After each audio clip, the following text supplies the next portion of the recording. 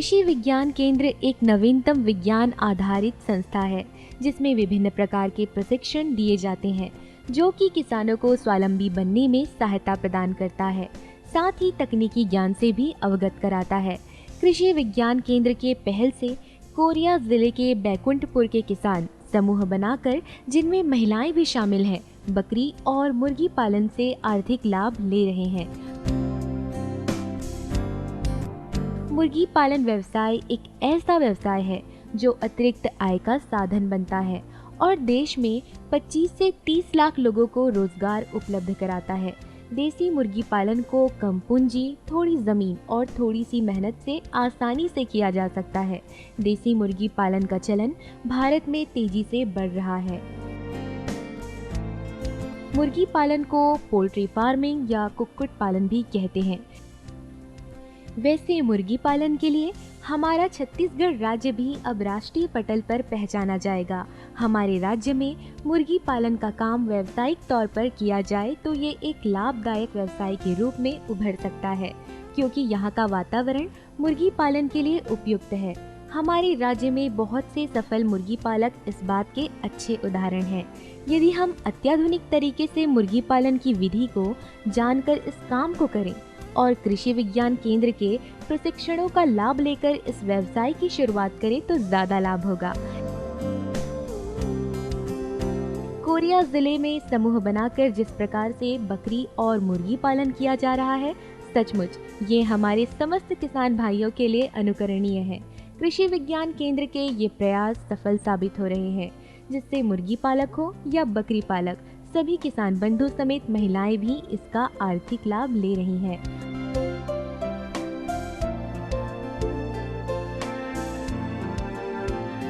Korea जिले के बैकुंठपुर के कृषि विज्ञान केंद्र के द्वारा जो देसी मुर्गी पालन किया जा रहा है, इसकी मांग इसके मीट की न्यूट्रिशन क्वालिटी के लिए बहुत प्रचलित है।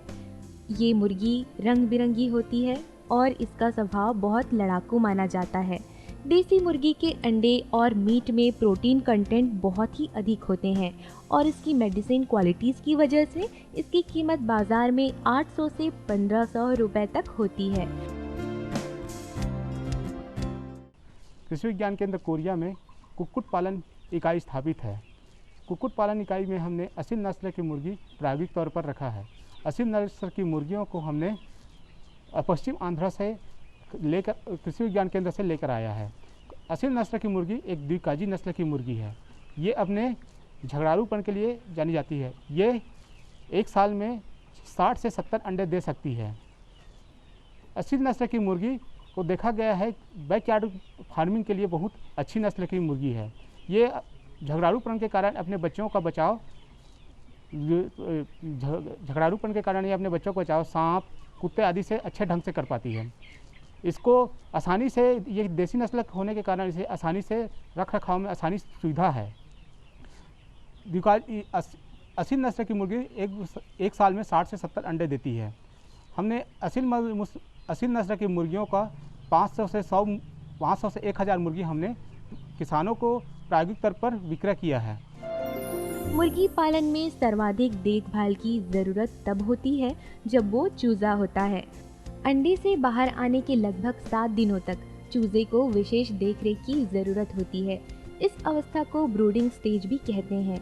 इस अवस्था में चूजे को लगभग 95 फ़ारेनहाइट तापमान की जरूरत होती है। आधुनिक तकनीक से इसकी भी पूरी व्यवस्था बनाई जा सकती है। इन तमाम बातों को सावधानी पूर्वक अपनाकर आप देसी मुर्गी या कड़कनाथ मुर्गियों का पालन कर विशेष लाभ अर्जित कर सकते हैं। किसानों के द्वारा असील नस्ल की मुर्गियों का कुक्कुट पालन किया जा रहा है, जिससे उनके आर्थिक स्थिति में सुधार आ रही है। किसान भाई इसको देसी नस्ल की मुर्गी को बेचकर अपने आर्थिक स्थिति में सुधार ला रहे हैं। कृषि विज्ञान केंद्र देसी नस्ल को बढ़ावा देने के लिए विशेष तौर पर कार्यशील है। किसानों को असील नस्ल की मुर्गियों का खासियत बताया जा रहा है, उसका प्रबंधन कैसे किया जा रहा है और बीमारियों के रोकथाम कैसे किया जा रहा है, इसके बारे में बताया जा रहा है। उनको इसको प्रशिक्षण दिया जा रहा है ताकि वो अपने गाँव में, अपने घरों में कुक्कुट पालन का व्यवसाय शुरू कर सके और उससे आर्थिक आमदनी प्राप्त कर सके।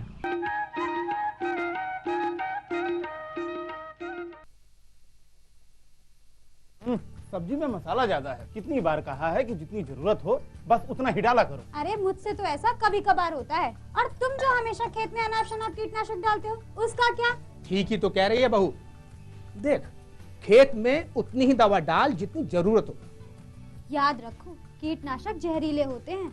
डिब्बे पे लिखी सूचना के हिसाब से ही दवा डालनी चाहिए। पहले फेरोमोन ट्रैप, फ्लाइट ट्रैप, मित्र कीट, जैविक कीटनाशक आदि का इस्तेमाल करें। जरूरत पड़ने पर ही रासायनिक कीटनाशक का इस्तेमाल करें। छिड़काव सुबह या शाम दस्ताने, मास्क और पूरी आस्तीन वाले कपड़े पहनकर करें। हवा की दिशा में छिड़काव करते हुए पीछे जाएं। दवा के डिब्बे, छिड़काव यंत्र सुरक्षित जगह पर रखें। अब कुछ समझे क्या? हाँ, समझ गया मेरी रानी। अब ना करो नादानी। इसने पिला दिया ना तुझे पानी।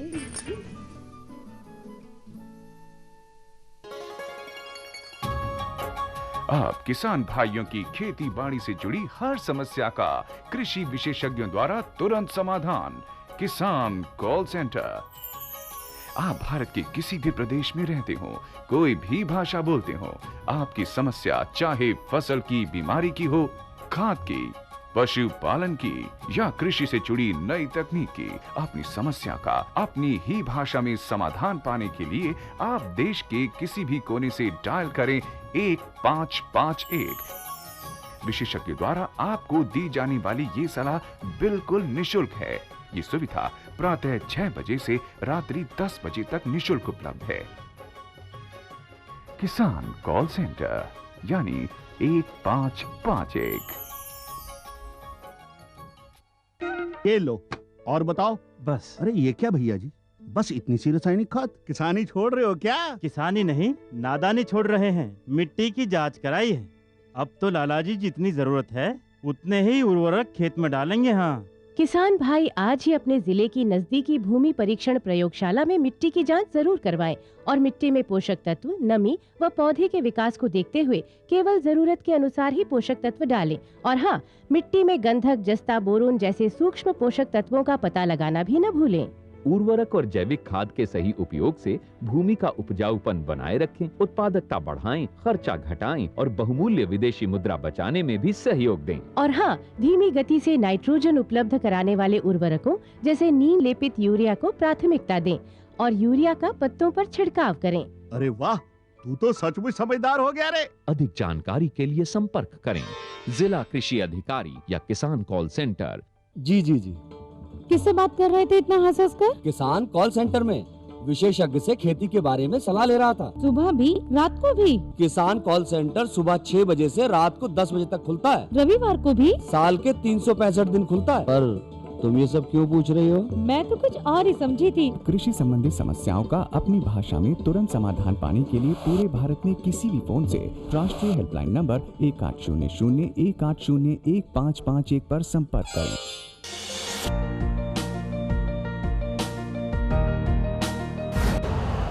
यूरिया का स्वदेशी उत्पादन 70 लाख टन बढ़ाने के लिए 6 उर्वरक संयंत्रों का उद्धार किया जा रहा है। FCIL के गोरखपुर, सिंदरी, तलचर और रामागुंडम संयंत्र, HFCL की बरौनी इकाई और BVFCL की नामरू फोर्थ। सोने पर सुहागा ये है कि देश में अब बनेगा सिर्फ नीम लेपित यूरिया, क्योंकि इससे होगा किसानों का फायदा ही फायदा। अनाज का उत्पादन 10% तक बढ़ेगा। बढ़ेगी 10 से 15% नाइट्रोजन क्षमता।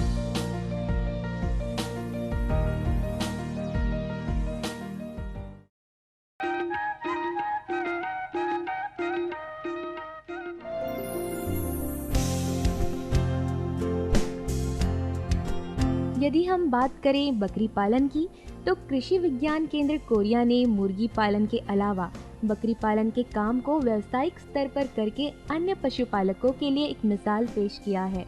बकरी पालन के व्यवसाय में महिलाएं भी आसानी से सक्रियता रूप से भागीदारी निभा रही हैं। हमारे यहाँ उन्नत किस्म की आवासीय व्यवस्था में बकरी पालन भी किया जा रहा है, जिसमें कि हम लोग ब्लैक बंगाल और सिरोही नस्ल का पालन कर रहे हैं। हमारे 6 स्वसहायता समूह हैं जो कि उन्नत विधि से हमारे बकरियों का पालन कर रहे हैं। इस बकरी पालन में हमने उनको यह सिखाया है कि दिन पे दिन किस तरीके से चारे की कमी होती जा रही है और हम छोटे से आवासीय व्यवस्था में किस तरीके से 50 से 55 बकरियों का पालन कर सकते हैं। छत्तीसगढ़ के किसानों को आत्मविश्वास से भरने वाला साबित हो रहा है। हमारा देश बकरी पालन की दृष्टि से विश्व का नंबर 1 राष्ट्र है। समूचे देश में वर्ष भर में होने वाला कुल दूध का उत्पादन लगभग 3% दूध बकरियों का होता है और कुल मांस उत्पादन का लगभग 37% मांस बकरियों का ही होता है। बकरी पालन में छत्तीसगढ़ की व्यापक संभावनाएं हैं। गरीब किसानों की आमदनी बढ़ाने में इसकी उत्तम भूमिका छोटे किसानों में उत्साहवर्धन करता है, क्योंकि बकरी पालन का व्यवसाय ज़्यादा साधन नहीं मांगता, ना ही इसे करने में कोई कठिनाई होती है। बकरी पालन में बहुत ही कम जगह की आवश्यकता होती है, खर्च भी कोई विशेष नहीं होता और ज़्यादा देखरेख की भी ज़रूरत नहीं होती। बकरियां खेत खलिहानों के बचे हुए खाद्य पदार्थों को खाकर और घास फूस, झाड़ियां और वृक्षों की पत्तियों को चरकर ही अपना पेट भर लेती हैं और अपने लिए आवश्यक पोषक तत्वों की पूर्ति भी खुद ही कर लेती हैं। लेकिन कृषि विज्ञान केंद्र कोरिया के बैकुंठपुर के बकरियों के आहार के लिए जो व्यवस्थाएं बनाकर दिखाई है वो सचमुच अनुकरणीय है, जिसमें कृषि उत्पादों का उपयोग बकरी पालन में और बकरियों के अपशिष्ट कृषि कार्य के लिए उपयोगी बनाकर प्रयोग में लाए जा रहे हैं। हमारे बकरी पालक किसान बंधु बकरियों के लिए आहार प्रबंधन को लेकर जरा सा भी जागरूकता, चैतन्यता और वैज्ञानिकता का साथ लेते हैं तो होने वाला लाभ भी अप्रत्याशित होगा। कृषि और उद्यानिकी के साथ अगर पशुपालन को भी हम जोड़ लेते हैं तो ये रिस्क को और ज़्यादा कम करता है। पशुपालन जिसमें मुर्गी, बकरी, बतख ये सब शामिल हैं, किसी क्षेत्र की आवश्यकता या परिस्थिति को देखते हुए हम करते हैं। छत्तीसगढ़ का जो नॉर्दर्न हिल्स का जोन है, पहाड़ी क्षेत्र है, पहाड़ी क्षेत्रों में बकरी पालन एक बहुत अच्छा ऑप्शन होता है, क्योंकि बकरियों को अगर पहाड़ों पे छोड़ दिया जाए तो वो अपना पेट छोटे मोटे जो झाड़ियाँ हैं उनको चर के भर लेता है और उसमें उत्पादन में जो लागत लगती है वो कम हो जाती है। तो बकरी पालन उस क्षेत्र के लिए बहुत उपयुक्त है। बकरियों का किस्में कौन सी हों, ब्रीड कौन सी हो और कैसे उनका पालन किया जाए, ये प्रादर्श कोरिया क्षेत्र में हमने तैयार किए हैं, जिसमें स्टॉल फीड किस तरह से बकरी को कर सकते हैं एक वो भी मॉडल है और हाइजेनिक वाटर सप्लाई किस तरह से हो सकती है उसके मॉडल हमने तैयार किए हैं, जिसमें वेस्टेज भी कम होता है, बीमारियों का जो ट्रांसमिशन है वो भी कम होता है और जो बकरियां हैं बहुत तेज़ी से वृद्धि करती हैं। बकरी एक ऐसा व्यवसाय है जिसकी मार्केटिंग के लिए कहीं किसान को जाना नहीं पड़ता और उसे घर में आके लोग खरीद के ले जाते हैं। जब किसान को आवश्यकता है वो बेच सकता है, 1 महीने 2 महीने आगे पीछे करके उसको बेच सकता है और पैसे की जब आवश्यकता हो उस समय वो पैसे प्राप्त कर सकता है। बकरी को एक ATM भी कहा जाता है कि जब आवश्यकता हो वो बैंक से पैसे निकाल ले। कृषि विज्ञान केंद्र कोरिया ने अपने यहाँ पलित बकरियों में जो आहार प्रबंधन करके दिखाया है उसका अनुकरण ही लिया जाए तो सफलता निश्चित है। यहाँ अत्याधुनिक पद्धति से बकरियों का आहार प्रबंधन किया गया है। यहाँ बकरियों को सुबह के समय हाइड्रोपोनिक से तैयार हरा चारा दिया जाता है, जिसमें मक्का, गेहूँ, चना और बाजरे का हरा चारा होता है और शाम के समय अपने प्रक्षेत्र में तैयार सुडान घास, बाजरा, बरसीम दिया जाता है। साथ ही किसानों को ये भी बताया जा रहा है कि इसी तरह से अपने प्रक्षेत्र में मल्टीकट हरे चारे की पैदावार साल भर लिया करें। ऐसा करने से किसान भाई चारे के अतिरिक्त खर्चे से भी बच सकते हैं। उन्नत आवासीय बकरी पालन व्यवस्था में हमने बकरियों को स्टॉल फीडिंग के द्वारा हमने उसे आहार प्रदान किया है। स्टॉल फीडिंग का फ़ायदा ये होता है कि इससे जो बकरियों के द्वारा फीड का जो वेस्टेज होता है उससे बचाव होता है। इससे जो बकरियों के द्वारा जो गंदगी फैलाया जाता है चारे का उससे बचाव होता है। हमने इस उच्च आवासीय इकाई में हमने बकरियों के लिए ऑटोमेटिक वाटर सिस्टम लगाया है, जिससे उन्हें जितना पानी की आवश्यकता रहता है ये प्रदान होता है। एक बकरी को करीब करीब 5 से 7 लीटर पानी का जो आवश्यकता होता है वो उनको आसानी से मिल जाता है, तो इससे उनके जो पानी की समस्या रहती थी उससे बचाव हुआ है। हमने जो उन्नत आवासीय व्यवस्था में उनके कंपोस्ट के लिए व्यवस्था किया है, तो जिससे जो बकरियों का जो मल मूत्र निकलता है उसे हमने टैंक में इकट्ठा करके उसे अपने खेत में खाद के रूप में उपयोग कर रहे हैं। तो इससे क्या होता है, जो NPK बकरियों का खाद का में फ़ायदा यह है कि इसमें NPK की मात्रा बहुत ज़्यादा होती है, तो इससे जो सॉइल की फर्टिलिटी है वो बढ़ रही है।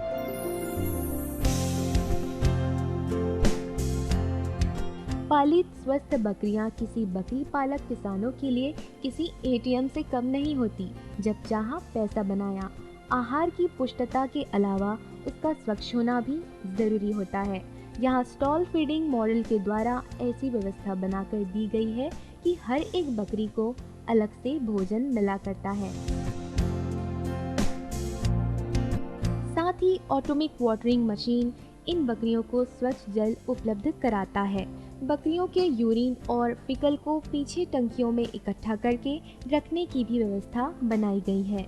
1 से 2 महीने में ये उच्च गुणवत्ता वाले खाद में परिवर्तित हो जाते हैं, जो किसान भाइयों के प्रक्षेत्र को उर्वरता से भरने का काम करते हैं। इससे किसान भाई अपने ही साधन से उच्च गुणवत्ता वाले खाद पाते हैं और खाद में होने वाले धन की व्यवस्था को भी रोकते हैं।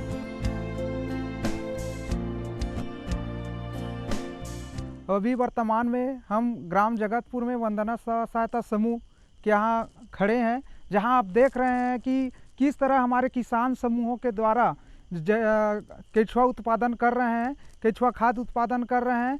इसके बारे में मैं बताना चाहूँगा कि पहले इन किसान भाइयों को हम लोग 1 महीना का ट्रेनिंग दिए, जिसमें हम विभिन्न प्रकार के किस तरह से कौन से विधि से केचुआ उत्पादन करते हैं, उस सभी विधि को हमने बताए, जिनमें हमारे किसान भाइयों के द्वारा प्योर गोबर से अभी केचुआ खाद उत्पादन कर रहे हैं। इसको कई विधि से हम जिसमें बताए थे, जिसमें कितने परत दर परत कितना रेशियो ना 60/40 का होता है, जिसमें किसान भाई पत्ते सड़े गड़े पत्तों के साथ साथ अपना गोबर का, मिट्टी का भी उपयोग कर सकते हैं। लेकिन यहाँ हमारे किसान भाइयों को अधिक लाभ कमाने के लिए हम लोग शुद्ध गोबर का केचुआ खाद बनाने के लिए बताए गए थे, जिसमें किसान भाई उसको पूरा सीख कर अपना रहे हैं और उसको कर रहे हैं। तो किसान भाई पहले की स्थिति ठीक नहीं था, लेकिन अब केचुआ खाद होने के बाद इसके समूह की स्थिति में बहुत परिवर्तन देखने को मिल रहा है। किसान भाई और आसपास के जो गांव हैं उसको भी इस केचुआ उत्पादन को देखकर सीख ले रहे हैं कि किस तरह से आमदनी कमा रहे हैं। तो केचुआ खाद में सभी प्रकार का नाइट्रोजन, फास्फेट और DAP यूरिया की मात्रा, पोटास की मात्रा भरपूर मात्रा में होता है, जो एक गोबर खाद या कंपोस्ट खाद की अपेक्षा कई गुना ज़्यादा होते हैं। इसको खेत में डालने से हमें यूरिया DAP की ज़रूरत नहीं पड़ता और 1 हेक्टेयर में हमें 2 से 2.5 टन डालने की ज़रूरत पड़ती है। और ये जो केचुआ है हमारे हम जो किसानों को दिए हैं अपने यहाँ, वो आइसिनिया फोर्टिडा प्रजाति के है, जो सर्वोत्तम माना गया है। इसके लिए जो उपयुक्त तापमान है 20 से 30 अंश सेंटीग्रेड, उसमें अच्छा से सर्वाइव करता है और उसको बनने में 60 से 70 दिन लगता है। 60 से 70 दिन में किसान भाइयों को एक टंकी में 4 से 5 क्विंटल खाद प्राप्त होता है, जिससे किसान भाई आप मार्केट में बेचकर अपना आमदनी कमा लेते हैं। जैसे अपने फॉरेस्ट विभाग है, हार्टिकल्चर विभाग है, साथ ही साथ IGKV का जो ट्राइकोडर्मा यूनिट है वहाँ लेकर जाते हैं। हमारे यहाँ वर्तमान में जो जिला प्रशासन संबंधी और वृक्षारोपण में इसका उपयोग, खाद का उपयोग किया जाता है। बकरी पालन के व्यवसाय में कुछ बातों का विशेष ख्याल रखा जाना चाहिए। पहले तो ये तय किया जाना चाहिए कि हम बकरी का पालन किस उद्देश्य से कर रहे हैं, दुग्ध उत्पादन के लिए या फिर मांस उत्पादन के लिए। इस आधार पर नस्ल का चयन किया जाता है। उन्नत नस्ल की बकरियों में दूध देने की क्षमता, रोग प्रतिरोधक क्षमता, कम समय में अधिक भार, 2 ब्यातों के बीच का कम अंतर, बच्चों की अधिक संख्या, ये तमाम क्षमता देसी बकरियों की तुलना में कई गुनी ज़्यादा होती है। यहाँ सिरोही नस्ल की बकरियों का पालन किया जा रहा है। इन बकरियों का वजन साल भर में बढ़कर 15 से 20 किलो हो जाता है। यहाँ प्रजनक विधि से सिरोही नस्ल की बकरियाँ तैयार की जा रही है और यही तैयार बकरियाँ कृषि विज्ञान केंद्र कोरिया के आसपास के किसानों को बहुत ही कम कीमत पर उपलब्ध करा रहा है। अपने उत्कृष्ट मॉडलों और कार्य योजना की वजह से राष्ट्रीय अवार्ड से सम्मानित कृषि विज्ञान केंद्र कोरिया अपने मॉडल से एकीकृत कृषि प्रणाली के महत्व को किसानों को समझाने का हर संभव प्रयास कर रहा है और अच्छी सफलता भी पा रहा है। राज्य शासन की तरफ से भी इस मॉडल को हर संभव सहयोग दिया जा रहा है। कृषि विज्ञान केंद्र कोरिया के प्रशिक्षणों की सहायता से हम मुर्गी पालन और बकरी पालन आसानी से कर आर्थिक लाभ ले सकते हैं।